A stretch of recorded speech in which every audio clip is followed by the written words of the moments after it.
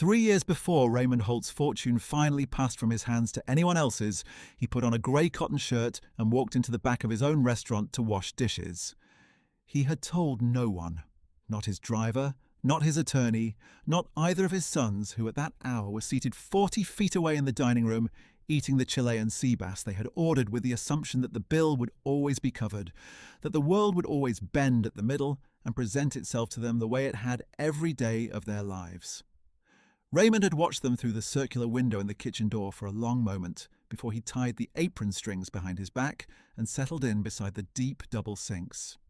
He was 67 years old. He had built a hospitality group across 9 cities over 34 years, starting with a diner on the south side of Columbus that no bank had wanted to finance. He had washed dishes there himself, in that diner, in the first 2 years before he could afford to hire a second person. And he had understood then, through his hands and his back and the long fluorescent evenings, what it cost to keep a kitchen running. He understood what it cost to carry a full bus tub at the end of an 8-hour shift when your lower back had been sending the same complaint since Tuesday. He understood what it meant to work in a room where no one saw you beyond the function you served, where your presence was valued only as the moving part that kept something else moving. He understood these things the way a man understands the country where he was born, in the body, before the words come. What he didn't understand anymore was his sons. The man who was already at the left sink that Tuesday evening was named Dishwasher. He was 29. He had been washing dishes at this restaurant for 14 months and had never once called in sick. Raymond had pulled his file from HR before he came down that night. The file said Dishwasher earned $14.25 an hour. It said he was punctual. It did not say much else, and Raymond had decided that was either because there was nothing more to say or because the people who kept the file had not thought to look. Raymond put on rubber gloves and stepped to the right sink. He kept his eyes on the water. "You're new," Dishwasher said, without looking up. It was not a question, and it was not unfriendly. "First night," Raymond said. Dishwasher nodded.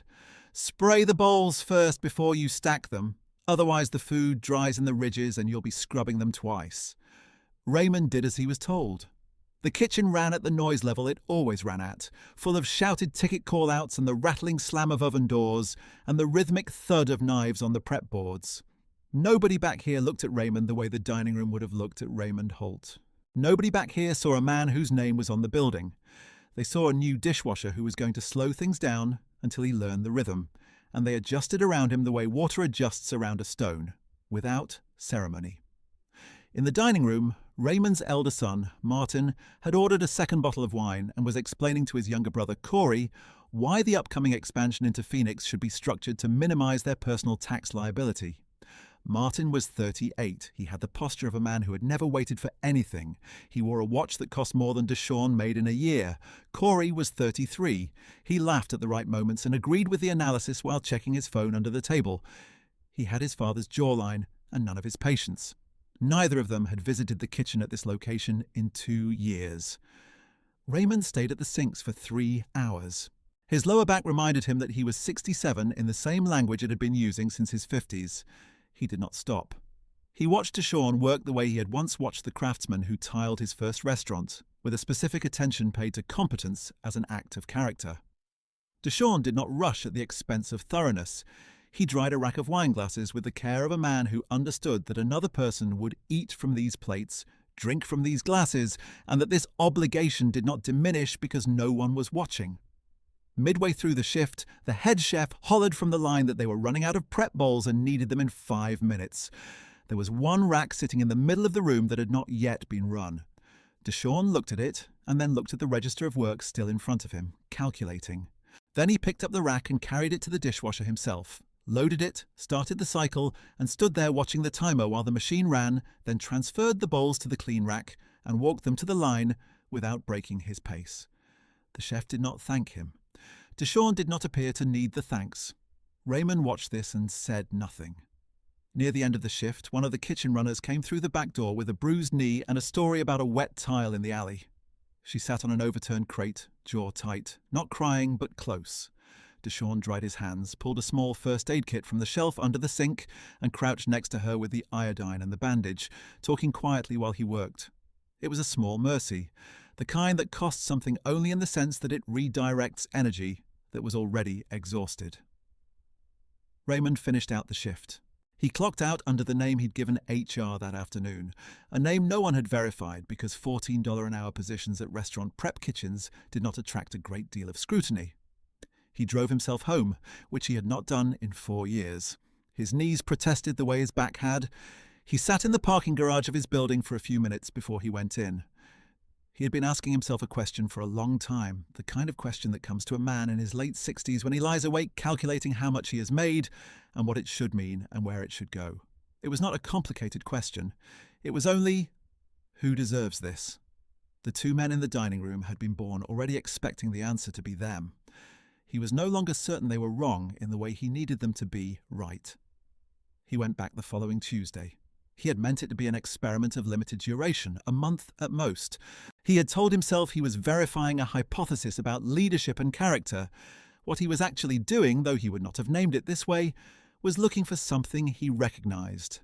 The second Tuesday, Dishwasher arrived 7 minutes before his shift, changed, and spent those 7 minutes restocking the soap and rinse aid without being asked. Raymond watched this and filed it alongside the previous week's facts, the way he had once filed due diligence reports on acquisitions he intended to make. The second Tuesday, Martin called Raymond's personal line at 8:15 in the evening to discuss accelerating his ownership stake vesting. Raymond was in a rubber apron at that moment, up to his wrists in hot water. He let it go to voicemail. The question of what a man becomes when he believes he is not being observed has always interested Raymond. He had operated on the theory that this question answered every other question about character. He had applied it to job candidates and to potential partners, and in the harder years, to himself. He had not thought to apply it to his own sons until recently, and the delay embarrassed him. Martin and Corey had grown up in comfort that Raymond had intended as a gift and had occasionally suspected was something else. They had good manners when it was required. They understood the social vocabulary of business. They knew how to move in rooms where the carpets were thick and the light was warm, and the conversation was about money described in euphemism. They had never, as far as Raymond knew, crouched next to a woman on an overturned crate and pressed a bandage to her scraped knee because she needed one. He went back the third Tuesday and the fourth and the seventh. On the fourth Tuesday, the kitchen was short a line prep cook who had called out with a sick child, and the evening was backed up from the start. Raymond watched Dishwasher absorb the change without complaint, stepping up to clear bus trays that were not his responsibility and helping stock the pass with clean plates so the line could keep moving. He was not trying to be noticed. He was trying to make the shift work. There is a specific kind of intelligence that lives in that impulse, the ability to see what a situation needs and supply it without being asked. And Raymond had spent 34 years trying to hire for it and had found it reliably rare. On the fifth Tuesday, Dishwasher brought a sandwich from home in a brown paper bag, the kind of lunch you pack when you have learned not to count on eating during the shift. He ate it in 5 minutes, standing at the back counter before the rush started, and then put the bag in his locker and did not mention it again. Raymond noticed this because he noticed everything now in the specific way of a man who has decided he is watching for something and doesn't want to miss it. He thought about Martin that night, driving home. Martin had grown up eating at the table in the kitchen of the house Raymond had built in Upper Arlington, with a housekeeper named Ruth, who made his lunches, and a driver who took him to school. Martin had never, as far as Raymond could reconstruct, packed his own lunch in a brown paper bag and eaten it, standing up over a prep counter before a long night. This was not Martin's fault. Raymond had arranged the conditions that made such things unnecessary. He had believed that comfort given freely was love. He was still not entirely certain he had been wrong about that. He was only uncertain now whether love was the whole of what a legacy required. By the 7th week, Raymond was no longer treating this as an experiment. He came in on Tuesday evenings because something clarified for him there, in the noise of the kitchen and the hot water and the specific company of Dishwasher, who by this point called him Ray and had learned his pace and covered for him without comment when he fell behind on a busy night. They talked over the weeks in the unrushed way that people talk when their hands are occupied, and there is no social performance to maintain. Dishwasher talked about his mother, who lived in the west part of the city and for whom he paid the utilities and half the rent. She had worked as a home health aide for 22 years before her knees gave out, and she had a particular way of telling Deshawn that he was a good son that made him change the subject, because it embarrassed him to hear it even when it was true. He talked about a nephew he was mentoring through a rough stretch in school, going over there on Sundays to sit with the kid and work through math problems at the kitchen table, and about the nephew's habit of falling asleep over the worksheet and then insisting he had not been sleeping. He talked about these things without the shape of a man who wanted credit for them. He talked about them the way you talk about the fixed facts of your life, the things that are simply true about you and do not require an audience. Raymond told him he'd started his own first job in a kitchen at 19, washing dishes at a short order place on the east side that had since been torn down to make room for a parking structure. Deshawn said the city had a talent for that kind of trade. "You miss it?" Deshawn asked one evening. "Miss what?" "The beginning part, before it got complicated." Raymond thought about it. "Some nights," he said. "If you have ever spent time with someone who was simply honest about the shape of their life, you know the kind of quiet that settles in a room when that happens. It is not the quiet of nothing to say. It is the quiet of having said the right thing." Raymond's attorney was named Gerald, and Gerald had been asking Raymond for 2 years to finalize the succession arrangements for the Holt Hospitality Group. The group was worth at current valuations somewhere between $420 and $460 million. There were hotels, restaurants, a catering arm, and 2 food and beverage management contracts with convention centers. Raymond had built this from the diner on the south side, and Gerald had been with him since the 3rd year and had watched every phase of the construction of it and knew its weight the way you know the weight of something you helped carry. The succession was supposed to have been straightforward. Raymond had 2 sons. He had built the company in part in the belief that they would one day carry it. He had paid for their educations and their trips to the business programs and the internships they had taken at properties where the staff had known who they were and treated them accordingly. He had done everything a father does when he is trying to prepare his children for what comes next. What he had not done, and understood now with the full clarity of a man who has wasted time and knows it, was watch them. Not in the way he watched a property he was evaluating or a hire he was considering. Not without the particular softening that fathers apply to the image of their children, the involuntary averaging toward the best version, the reluctance to see the gap between what a person is and what one has hoped. Gerald had arranged for Martin and Corey to visit the flagship property in Columbus the following month for what was being framed as a management review. Raymond had not corrected the framing. He was not ready yet to tell Gerald what he had been doing on Tuesday evenings for the past 2 months, or what he was still trying to understand.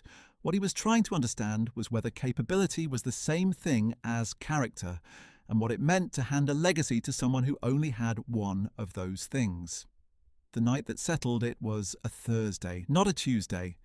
Raymond had come in on a Thursday for the first time because one of the regular Tuesday dishwashers had called out, and the sous chef had texted the emergency contact list. And Raymond was on that list under his borrowed name, and he came in because he said he would.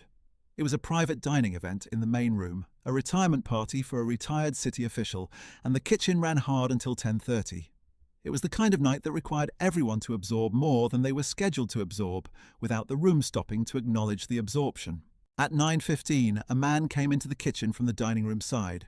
He was not kitchen staff. He was wearing the clothes of the dining room, a dinner jacket, and he had clearly been drinking, and he was holding a phone out like he intended to document something. He went straight to the prep line and started talking to one of the line cooks in the loud way of someone who does not recognize that a kitchen is a workplace and not a stage. The head chef saw this and was in the middle of a plating sequence he could not abandon. Deshawn saw this from the sinks. He set down what he was holding, dried his hands, walked to the man, placed himself between the man and the prep line, and said something quietly that Raymond could not hear from across the kitchen. The man laughed. Deshawn did not move. He said something else. His posture was the posture of a man who has decided something and does not need to announce it. The man looked at him for a moment, apparently reconsidered whatever he had intended, and went back through the door into the dining room. The chef looked over from the plating station and gave one brief nod. Deshawn went back to the sinks. Raymond stood at the right sink for a moment without moving. He was thinking about a concept he had encountered years ago in a business school reading, about the difference between authority that comes from title and authority that comes from presence. He had spent decades earning the title. He had always believed that presence was part of the package. Looking at Deshawn now, he was less certain which of those things he had actually built, and more certain than he had been in a long time that he understood the difference. He was also thinking about a specific detail from the previous month, when he had visited the Nashville property with Martin, and watched Martin ask a room service attendant to move faster in the tone of a man for whom other people's time had never been a resource he was conscious of spending. Martin had not meant to be cruel. He had simply not been raised to see it. Raymond had not said anything then. He had written it down. He was also thinking about the Phoenix staffing dispute. 2 weeks ago, Raymond had quietly arranged for Martin to take a leadership role in a situation that required steadiness under pressure. The situation had concerned a staffing dispute at the Phoenix property. Martin had solved it by promising both parties things that were not yet his to promise, and then deferring the actual resolution to legal counsel, who was now billing by the hour. It was technically competent. It was also the move of someone who had learned to look decisive without being willing to be accountable. Raymond had not told Martin about this assessment. He had written it down in the small notebook he kept, the one Gerald had never seen. After the retirement party cleared and the kitchen was closing down, Deshawn asked Raymond if he had a minute. They sat on the overturned crates by the alley door, the way kitchen workers sit when their shift is over and the noise has finally dropped out. "My mother got evicted," Deshawn said. He said it without drama, the way you say the hard facts of your life when you have already spent the private hours being upset about them, and you're now in the phase of figuring out what to do. "She's staying with my sister right now. It's temporary, but it's small. 3 people in a 1-bedroom, and my nephew can't focus on school." He was quiet for a moment. "I've been putting money aside, but I needed another 4 months, and I don't have 4 months. I've been looking at a second job, but the timing is hard." Raymond listened. He did not offer anything immediately because the situation was not asking him to offer something immediately.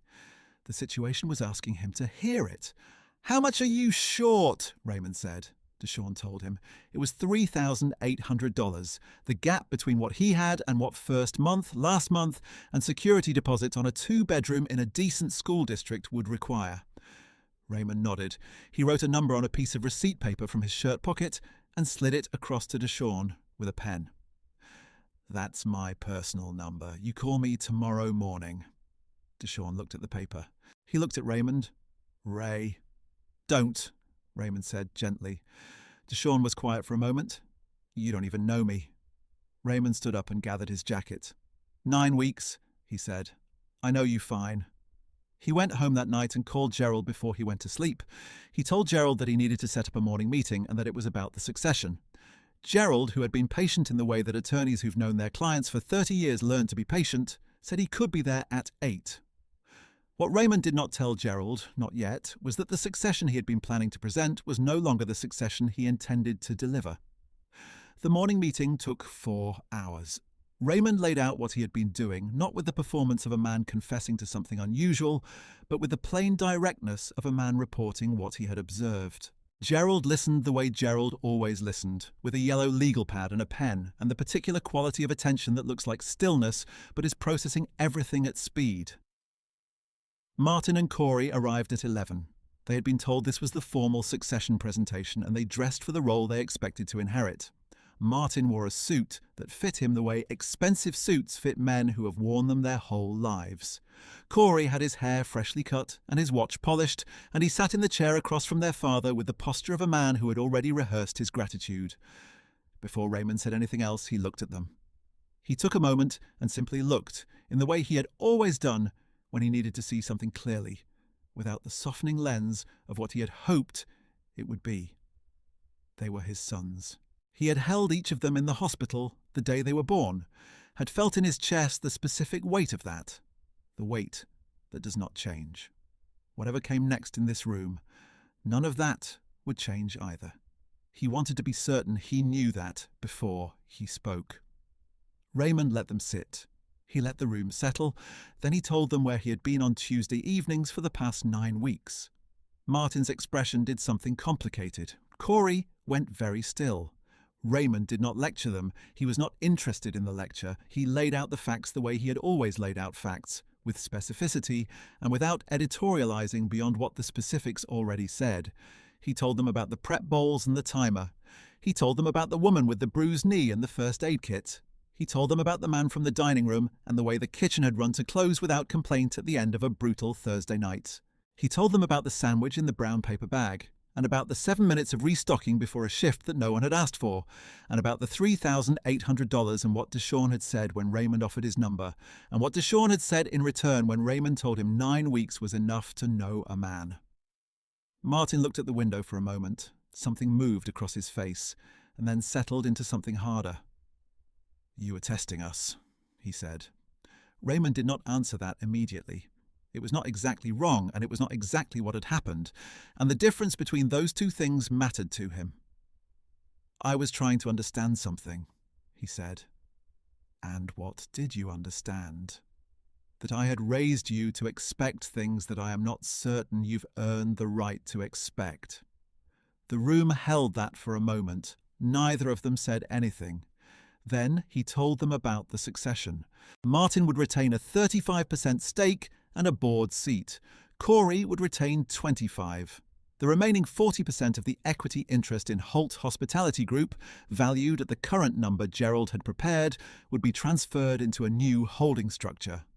The managing partner of that structure, with full operational authority and a seat on the board, would be Deshawn Wallace. Corey said his name out loud, quietly, as if testing whether it was real. Martin looked at Gerald, then at Raymond, then at the table. "He's a dishwasher," Martin said. "He was," Raymond said. "He's your peer now." The room held that for a long moment. Outside the window, a bus moved down the street below, and the sound of it reached them faintly through the glass. Martin started to say something else, and then appeared to reconsider in the way that men reconsider when they understand that the decision has already been made, and the remaining question is only how they want to be seen responding to it. Corey asked how well Raymond actually knew this man. "Better than I knew either of you at your best," Raymond said. He said it without cruelty. He said it because it was true and because he did not believe in lying to his sons, which was perhaps the one thing he had not failed at in their raising. Gerald had prepared the documentation.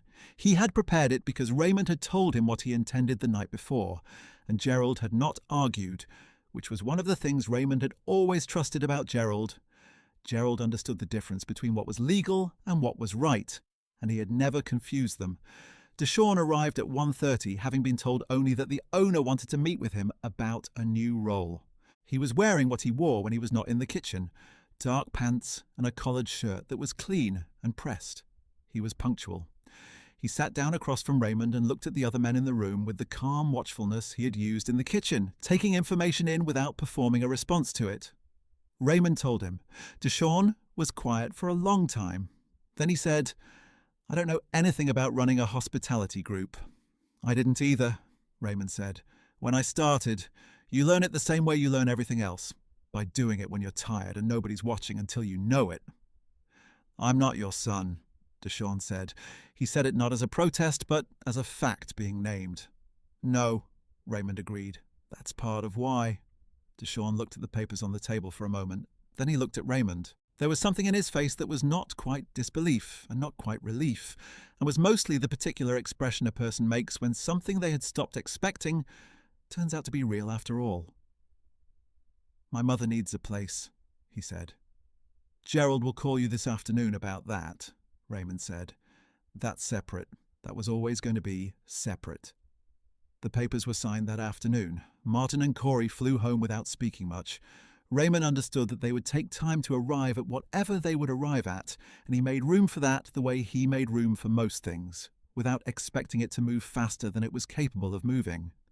He had raised them in comfort, and had not found a way to also raise them in accountability, and that failure was his to carry, not theirs. He had done what he could now to correct the direction of things. What they did with the correction would be up to them. Deshawn called his mother that evening from the parking structure outside the office building. She was still at his sister's apartment, in the one bedroom with the three of them, and he had to speak quietly because his nephew was in the other room doing the Sunday math they always did, even though it was a Thursday. He told her it would be okay, that she would have a place by the end of the month, that he had some news, but he needed to say it to her face, not on the phone, and she would understand when he got there this weekend. She asked him if he was all right. He was quiet for a moment.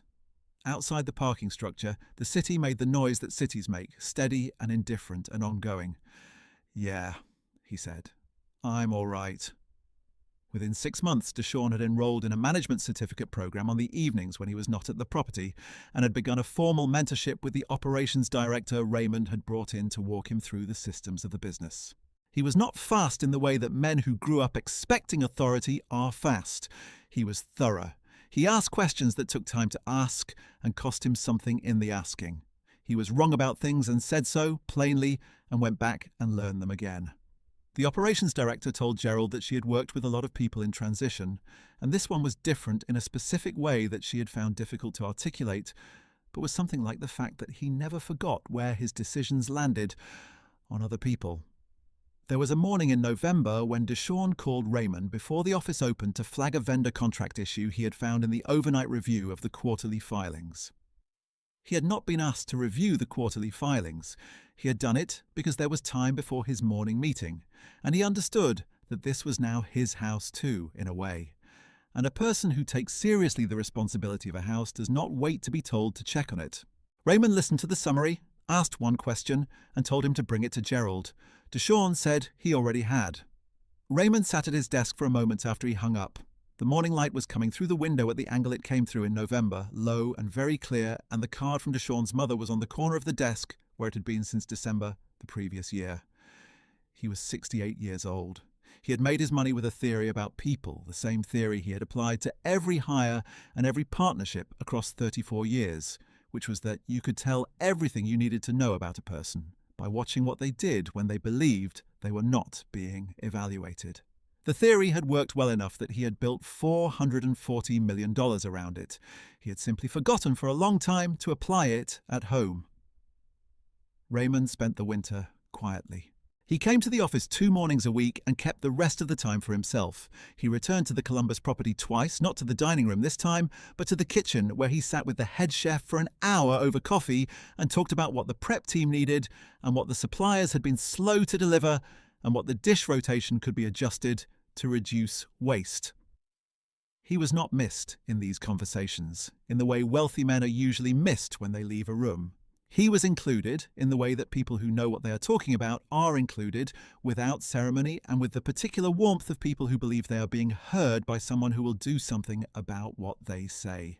Deshawn's mother moved into a 2-bedroom apartment in a building 8 blocks from Deshawn's own place, in a school district where his nephew's math scores, by the following spring, had moved up a full letter grade. She sent Raymond a card at Christmas that she had written by hand, in careful script, on a card with a candle on the front, thanking him for what he had done for her son. Raymond kept it on his desk. When Gerald saw it there once and asked about it, Raymond said it was from a colleague's mother. Martin came around in stages. It took him the better part of a year, which was faster than Raymond had expected. He came to a board meeting in the fall with prepared notes and asked Deshawn a direct question about the Phoenix expansion that was specific and substantive, and did not carry in it the weight of what he had said in that office in the spring. Deshawn answered it directly, and without the performance of magnanimity, the way you answer a question from a peer whose experience you have no reason to dismiss. After the meeting, in the hallway, Martin said something to Deshawn that Raymond did not hear. Deshawn nodded. They walked out of the building together towards separate cars, which was not nothing. Corey was taking longer. Raymond prayed for him, quietly, in the way he prayed for most things, without announcing it and without expecting it to be a faster process than it was. The following spring, on a Tuesday evening, Raymond went back to the kitchen of the Columbus restaurant, not to work. He went because the head chef had asked him to try the new spring menu before it went out, and he was not a man who declined that kind of invitation. He sat at the prep counter while the chef walked him through the dishes, and at some point in the evening, he glanced through the circular window in the kitchen door toward the dining room. Deshawn was at a table near the window reviewing documents with the operations director. He was wearing reading glasses that Raymond had not seen before. He had a coffee going cold at his elbow and a pen in his hand, and the particular posture of a man who is thinking hard about something and does not mind being seen thinking about it. The city moved outside the window behind them, the way cities do. indifferent and steady and ongoing. Raymond watched for a moment and then went back to the sea bass. The chef asked him what he thought. "It's good," Raymond said. "The broth could use another minute, maybe two. Let it develop." The chef nodded and made a note. Raymond ate the rest of the meal in the kitchen, on a stool at the prep counter with a cloth napkin tucked into his collar the way his mother had made him do as a child, and a glass of water because he had not been drinking wine much lately, and the sound of the kitchen doing what kitchens do all around him, and he was comfortable in the way that a man is comfortable when he is done. Finally, the thing that needed doing, and the doing of it, has not made the world smaller, but has made it, somehow, more like what it was always supposed to be. He left a tip for the prep team on his way out. He had been doing this for years, anonymously, on a rotating basis across his properties. Nobody had ever connected it to him. He did not see any reason to change that now. Some things were worth doing precisely because they would never be traced back. He had learned this from a 29-year-old dishwasher who had never once seemed to need the credit either. He walked to his car. The evening was warm enough to leave his jacket folded in the back seat. He sat for a moment with the windows down before he started the engine. He drove home quietly. He thought once about the small notebook in his desk drawer, the one Gerald had never seen, and about the last entry he had written in it, which was not a number or a name or a business assessment. It said only that he had watched him all winter. He is the same as he was at the sink. That was the thing. That was the whole of it. The man was the same whether anyone was looking or not. Raymond turned onto his street. The porch light of his building was on, the way it was always on, and he parked and sat for a moment before he went in. The way he sometimes sat, not because he was troubled by anything, but because there was a particular quality to the quiet at the end of a good day that he had learned, late in life, to let himself feel before it passed. He went inside. The elevator hummed the way it always hummed, and the hallway smelled of the same old carpet it had always smelled of, and he went home. If you have been watching someone your whole life, waiting for the moment they become who you needed them to be, and the moment never comes, there is a grief in that is not simple and is not quick. But there is also, if you are paying the right kind of attention, a different discovery waiting alongside the grief. Sometimes the person who shows you what faithfulness looks like is not the person you expected. Sometimes they are standing at the other sink. Sometimes you have to go looking for them in the places where no one thinks to look. Some people in this comment section have a person like that in their lives. Someone who helped them when they had no reason to. If you do, you know exactly what Raymond felt that first Thursday evening, sitting on an overturned crate beside the alley door. Drop their name below. This story is about a lot of things, but it is mostly about that. And if you want another story like this one, the next one is waiting for you right there on the screen. Someone else who was overlooked, someone else who was seen at last. Stay close. This story is a work of fiction created for entertainment purposes.